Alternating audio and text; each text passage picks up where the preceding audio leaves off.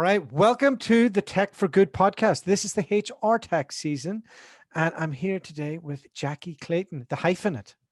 That's right. Hyphenate. Isn't that a cool word? That is a cool word. And we use that because you sit between all the different worlds in the HR tech ecosystem. Is that fair to say? I think it is. I think it is. I So do. you're at Seekout. Did I see that they recently got a big exit? We didn't get an exit, but we got a big boatload of money. Did you get paid? Well, I do get paid, on the 1st and 15th or something like that.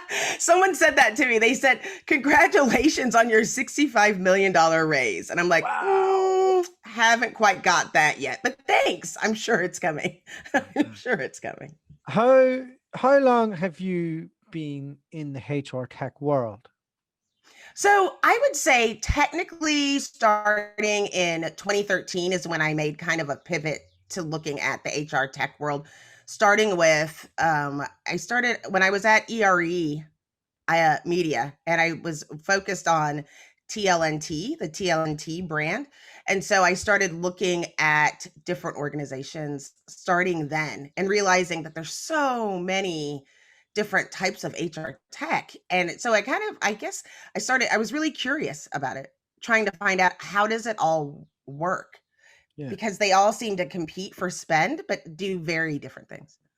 Okay, so what are the 4 or 5 key things that everybody's trying to solve out there right now? Right now, I think people are trying to solve diversity and inclusion, of course. I think people are trying to solve engagement. And even though this is kind of old, they're trying to solve like candidate experience / employee engagement.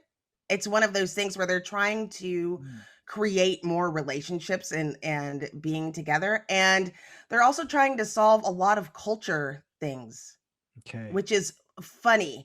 I will say majority of people are trying to solve non-technical issues with technology. That seems to be the push. All right. Which out of those are you most interested in? Well, diversity and inclusion, duh. Right. Did you not? I know you read my bio, you told me.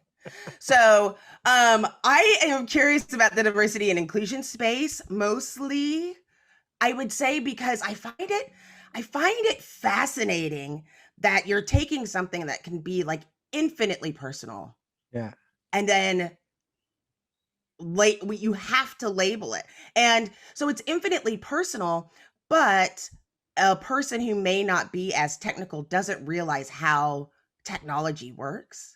And so gets bothered. And it's trying to find that balance. So you have change management, you have emotional IQ, you have databases asking the right questions to get to the right answers. And then you have the personal part where it's like, what do we want to expose? Because you have to be transparent when you're doing this work. So I find it fascinating.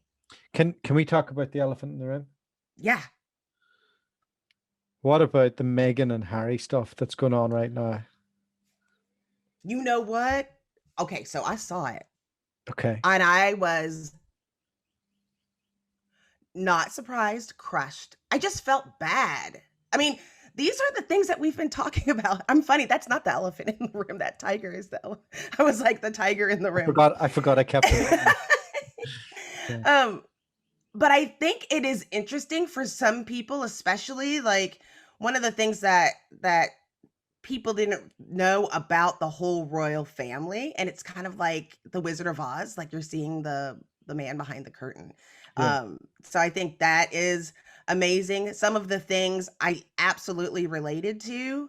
And I just felt bad. And I felt really bad because she's pregnant. And I was like, oh my gosh, please don't, make her upset. The backlash over here is really interesting. Yeah, tell me. So Irish man, full disclosure, living in the UK. There's a lot of hatred for her on the over 50s. And the under 50s are kind of more like, well, sure, why wouldn't they go and live their own life? Right. And that fascinates me. I'm like, it's a, and the British media is horrible, like really, really horrible. Um, but this is like somebody be listening to this going, I can't believe he's saying that. And then they get really angry. So people are really emotional about this subject. But like how, I mean, I suppose that where I'm going with this is like clearly the royal family do not have a diversity and inclusion No, but here's policy. the thing. This is exactly the same case that we're dealing in the States. I live in Texas, but this is the thing that I've come to in some of my work and research. There's an element of things from when you look at, like, I'm just going to say white culture versus non-white culture, which is, I mean, there's a lot. That's Yeah. a lot in between those things, but just hear me out for a minute. All right. Okay. So you have this culture where it was set up. You had people coming here, taking things that weren't theirs, setting up governments. And so it was kind of based still on the what was going on over in England, right? So it's like, okay, this I'm at this person, this is me, this is you, and you earn all of these different spots. And so you have over in you're looking at the royal family. This is something that you're born into, and you have expectations. And the further you get away from that, the more you're like, well, we'd never do that because we're not in the bloodline, and I'm not royal, and I'm not a princess, and I'm not this or that. And so people just accept that. They're like, I can't get in because I don't have a lot of money, and I didn't go to boarding school, and I didn't. And then you have this person who, from especially this entitlement, told them, guess what? You totally could have been a princess. You just didn't do the right thing. And then they're like, wait, you're supposed to be at the absolute bottom of the pecking order. Sure. Like, for sure. Like, I'm not going to get it, but you for sure aren't going to get it. Because there's this thought process. And so I look at it, and here, of course, our system, we don't have a queen in the United States. However, you have people that were like, this is mine. I've earned it just for being here. My dad was a farmer. I'm going to own the farm. My kids are going to be farmers. And we accept that. And that's the life that we were given. And then you are going to be a worker. You're going to be a low-level worker, and we're going to pay you crap wages. And that's just the way it is. And you have these people coming in, taking what a group thinks was promised, absolutely promised. And at the very least, I'm going to be better than that person. So I think it comes out of jealousy, but it also comes from this false sense of reality that you've actually earned something just for being there. Yeah, that's interesting. They really do have a class system in the UK, and it's built out of the public private school education system as much as anything else. So you'll find that that's another divide as well. For me, I'm like an alien. I'm like a country Irish person living in amongst it. Like, so I probably have a more introspective opinion on it. So how would you fix diversity and inclusion in the royal family? Oh, I wouldn't fix it. Were you kidding? Just go do for it. I mean, you can't force people to like each other and love each other and do all those things. I mean, we're not talking about 40 years, 100 years, 200 years. I find it fascinating. So my grandfather was from England, and in the United States, like I did my work on my family tree. In the United States, it ends in the 1800s because Black people were looked on as property, and there was no information on the census. On my English side of the family, or my UK side of the family, I'm all the way back to like the 1400s, and it's like the same neighborhood. I mean, it just says a lot. Like, y'all never moved. They just that's where my family's from. It's a small place, though. So let's fast forward 700 years and jump into okay, it's day one, right? Yes. I'm a tech founder. I have a big bag of money. Let's say it's 60 million, right? Yeah. Jackye, what do we do? How can I make sure I'm practicing what I'm preaching here? How can we make this a diverse workforce? What do I have to worry about? Like, all these coders are all white dudes. Like, how am I going to fix this problem? Well, having a bunch of white dudes is not the problem.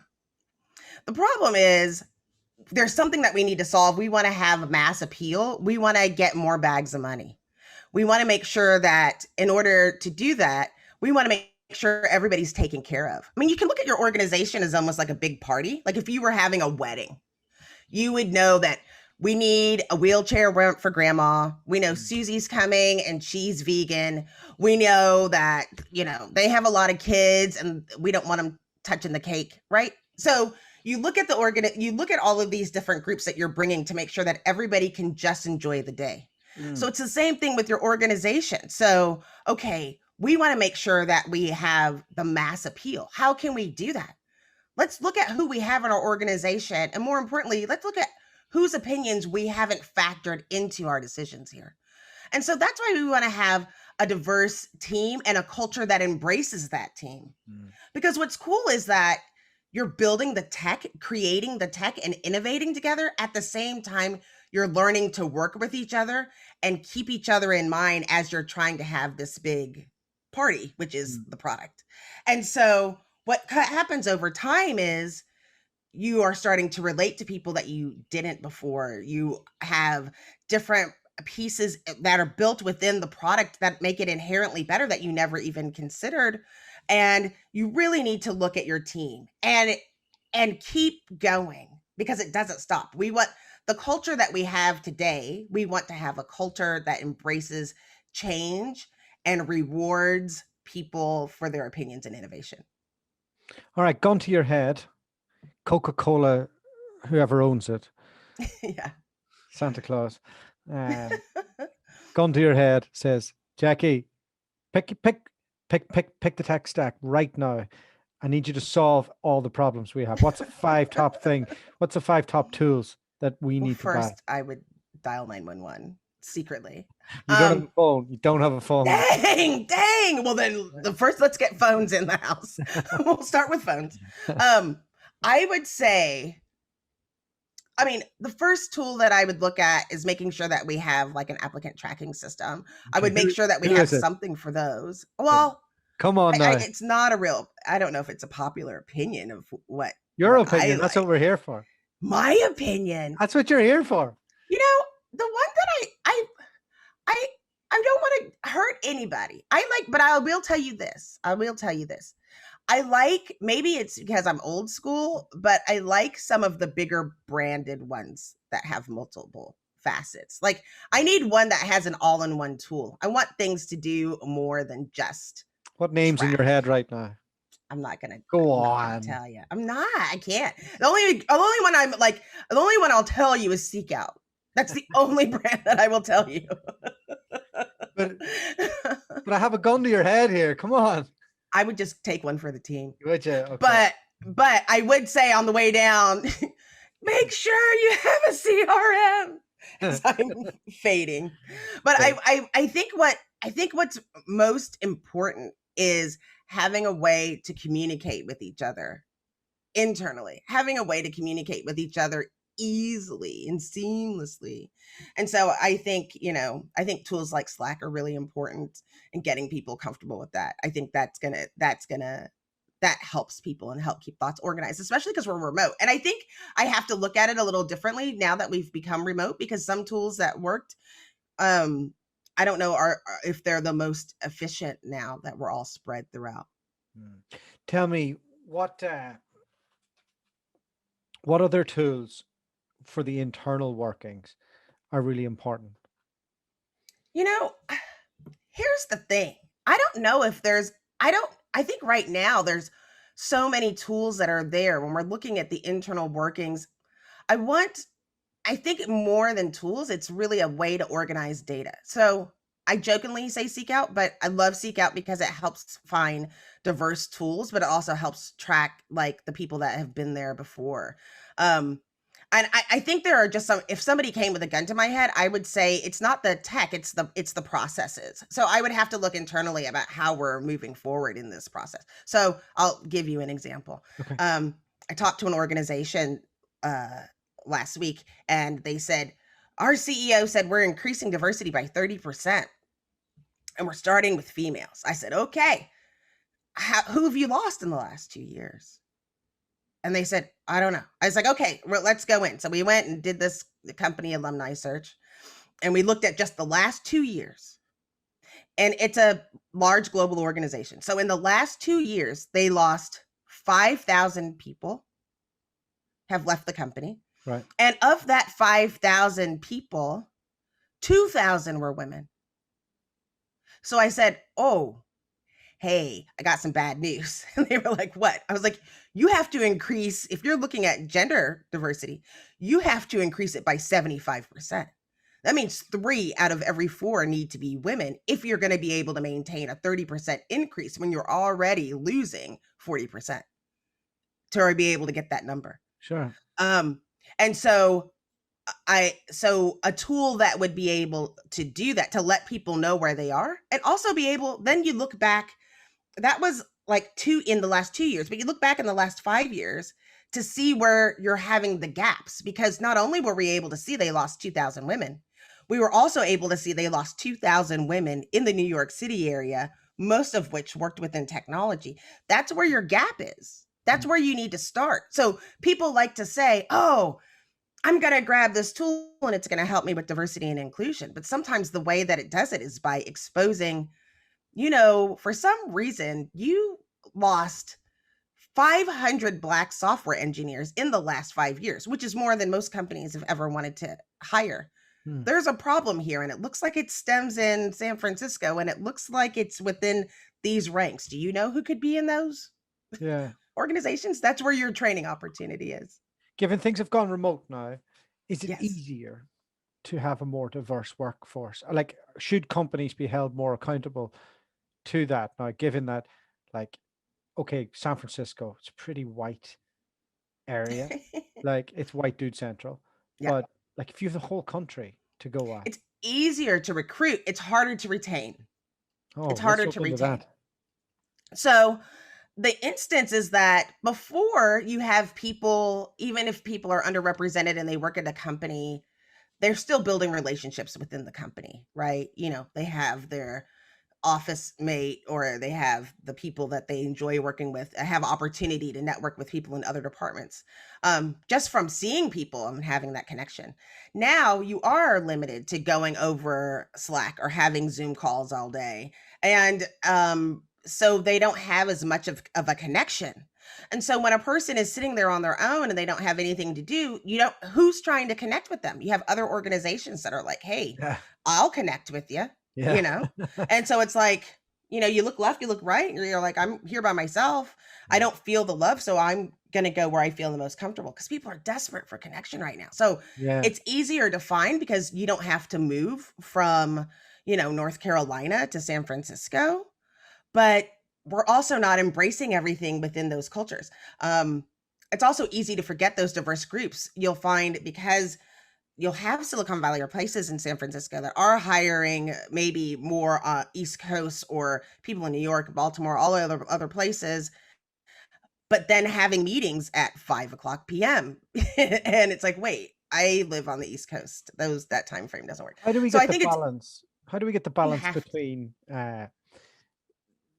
connection, too much monitoring? Like, well, that's a tricky one. Like, I have a remote team, and if I was to give them too much attention, they'd be like, "He's such a fucking pain in the ass." And if I don't do it enough, they'd be like, "Are you okay?"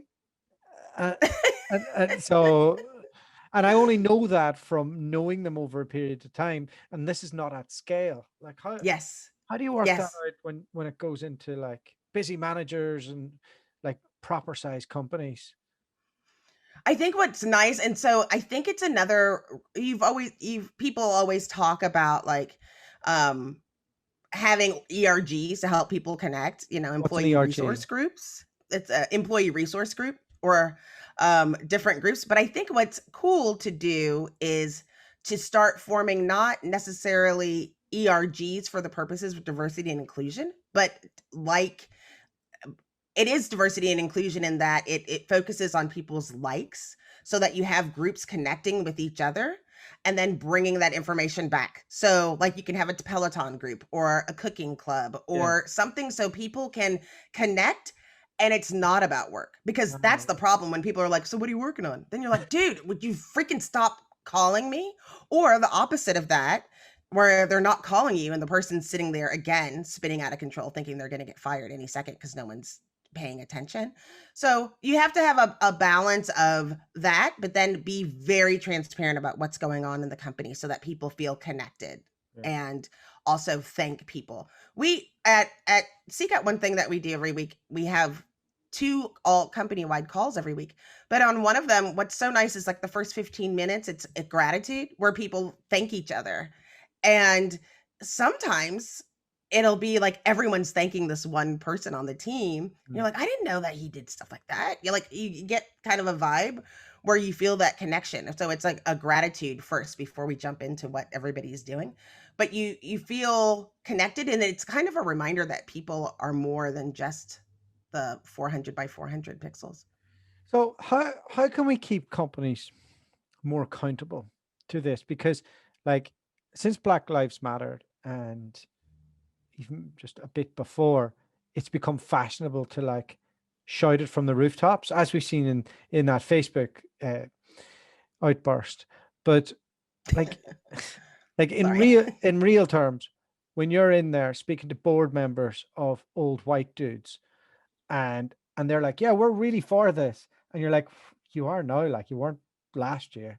Like how do you hold them, how do they hold themselves to account? Like what, like I don't know, I'm curious because you must have eyes on this for so long. Yeah. So I think one of the things that is important is that we recognize that this is a part of doing your job, and that's the expectation. And you do the things that you would do if somebody wasn't performing at peak performance in doing their job, aka you get rid of the people that aren't helping you meet your company goals. It's it is not as complex. It's like, how do we hire someone and hold somebody accountable? Well, what do you do to salespeople when they don't meet their quota year after year after year after year? Yeah, you bend them. Yeah. And I think it is also being transparent of, I think people do really crazy things when they know that people are looking. Like, okay, so don't laugh at me, but you can laugh at me. It's okay. So I do this workout thing for this online thing called Obey. They're not sponsoring this podcast, by the way. This podcast is brought to you by Obey. Which, when I What a found, beautiful body. I kept calling it Obe, and when they said, "Oh, it's pronounced Obey," I was like, "Whoa, is this a cult?" I'm not really sure. So anyway, I'm doing the workout, and I'm not feeling it, and then she goes, "Jackye and Waco," and all of a sudden, I was like, "Best," I'm like, I'm jumping jacks or whatever, but she couldn't see me. But I just feeling that I was being called out for like my awesome jumping jacks made me sit up a little more. Curious, did they have that to your heart rate, or did they have anything to monitor? No, nothing. They just knew my name was on the slide that I was present in the class. Oh. I could have been really flat on the couch not doing anything. They would have been like, "Look at Jackye, Waco, go!" And I could have been. But you felt involved. I did, and so it helped me stay accountable. So I think you need to.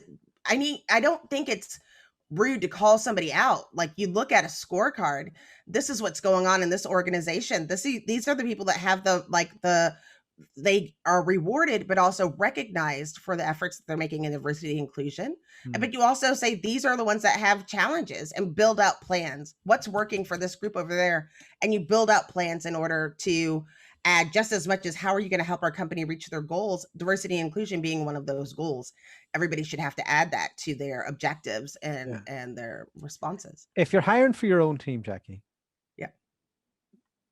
would you say to the recruiter, don't send me the resumes. I want blanked out profiles. So I'm just judging people on their merits. Or do you want to actually see a resume? No, I want to see a resume, but maybe it's because I'm old.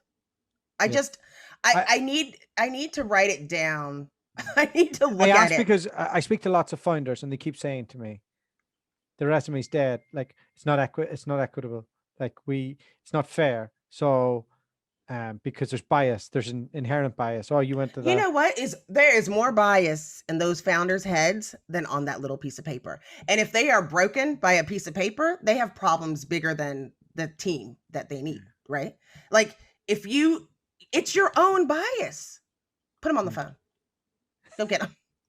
The bias is, there's no bias in the piece of paper. It's you interpreting the bias. So you're telling me it's less when you don't look at a piece of paper and you meet the person, you're going to have less bias? I don't think so. I But I don't think think so. what they're saying is that, let's say there's 50 applicants, and you make the choice based on their actual merits, and maybe there's a bit of testing, and then you meet them. So maybe more diverse people get through the process in a fair way, as opposed to you like flash looking at a resume going, okay, you kind of look like me, you went to a similar school to me, you know, you're probably all right because I can reference point that. So to Yes. take it away from the person, is that not I something that, think I think you can do it, but you have to be very explicit in the way that you do it. So I want a resume, but I do think you need to take the formatting out of a resume. Um, take all of the formatting out of all resumes, because it turns out, well, take the formatting out of the resume, take the names of the schools out of the resume, take okay, the, like, take those things, but I still want to see I want the, to see the picture, yeah. because I it doesn't just show me the skills. I would hope that the recruiter would have gone through and filtered some of those things out, but it also allows me to see what you think your top skills are, and I want to talk about some of those experiences. Now, do I go line for line when I interview people? No, I don't go line for everything in the resume, but I do think it brings out interesting stories. But the issue that I have with concealing some of the personal information, it's like me saying to you, okay, don't think about pizza. You totally just thought about Definitely pizza. having it for dinner now. Right? Right? Like you totally just thought. Charlotte, So what? me saying, okay, so if I tell you, don't try to figure out this Yeah. person's gender or education, just look at the key skills. You automatically are trying to figure it out on your own and play a little game with yourself.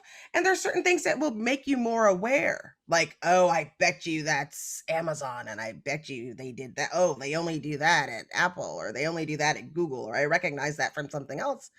So then you could be doing like confirmation bias that you made up. So then when you meet the person, you've already rewritten their resume in their head, and it's not even true, but you can't get rid of it because that's your memory of something that didn't even exist. Oh, my head's going to explode. I know, right? This is Yeah. deep stuff. You This shouldn't is see. this is good stuff, eh? Favorite. Now that we're in on this rabbit hole that I didn't think I was going to go on, but you're an interesting lady. So, favorite interview question. My favorite interview question is that I ask, or that I've received. My favorite question is, um, did I forget to ask you something that you prepared for that you thought I would ask? Oh, I like that. Yeah. Like, do you get their script, or do they pause and try and make something up, or do they go, no, it's fine. Like, what's the most common? Well, I'll tell you the most embarrassing. This was Yeah. like hideous last week. And it tells you how bias happens even to the best of them. They said, you didn't ask me what I thought, how I felt about diversity. You asked me what I thought about diversity, but you didn't ask me how I felt about it. And I was like, dang, that's okay. Sorry. I felt really weird about it. And I go, well, yeah, I guess I didn't. I guess I just, again, like everybody else, like I made the assumption that you were into it based on your answer, but I didn't ask how you felt about it. You're right. I need to do that. So I took a step back and I asked. And then the response was awesome because they said, I think it's important. And I was like, okay, All right. weird. Yeah, So, that is weird. but most people, Did you jump back into the interpersonal skills piece of the I interview? totally like took the rest of the half of the day off and went back to my Obey workout class because I felt I was like in an alternate universe. But I have gotten, what the reason I ask is because people prepare. I'd love to hear if people prepare for resumes or interviews, Yeah. and they prepared all day on the question like where you see them in 5 years. They have it memorized or already, and you didn't ask the question. And they're like, oh man, they didn't even ask me it. So It's one of the reasons I don't give people questions before they come on the podcast, and because even if they are a good guest, if they're PR'd to death, forget about it. Like, yeah, you know, completely. On my podcast, like I don't know if you've heard the podcast that I do, but we don't even put the topic. Like we're like, let's just like what's going on that you want to talk about, because there's always so much. you know, or maybe we just like to hear our own voices. I don't know. Yeah. Uh, it, I tend to just jump into whatever subjects are important at that moment. And we've got a staffing firm that supplies to the HR tech community. And one of the exercises that we did was to figure out what was important to the team.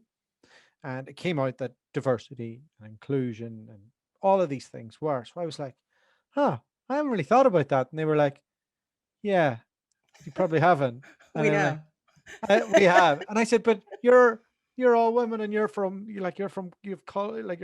uh, half Algeria and half Dublin. Like I think, and they were like, no, inherently you just have a balanced team. Like, so it hasn't really crossed your mind, but it's a big problem out there. And I was like, oh, okay. So then we explored it a bit further, and then I was like, oh, this is quite an interesting topic. So, and then we'll do this for a bit, and then maybe some other topic will come up, and then we'll steer into that for a little bit. And I like to do it until I know it.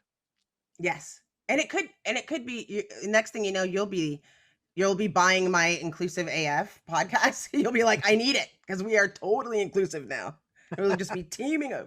That's a brilliant name for a podcast, by the way. Thank you. Uh, Even though I was like, can we have an exclusive list, like our douchebag of the day? Like we were like inclusive except for, Frank in Iowa. Let's talk about Frank in Iowa today. Tell me, who inspires you in the HR tech community? I would say I get inspired a lot by John Sumser inspires me a lot. Why? Because he's really doing a lot of work on the ethics in AI right now and trying to build out ethics team and doing a lot of work and digging all of those things out. And so I think some of that work is absolutely fascinating.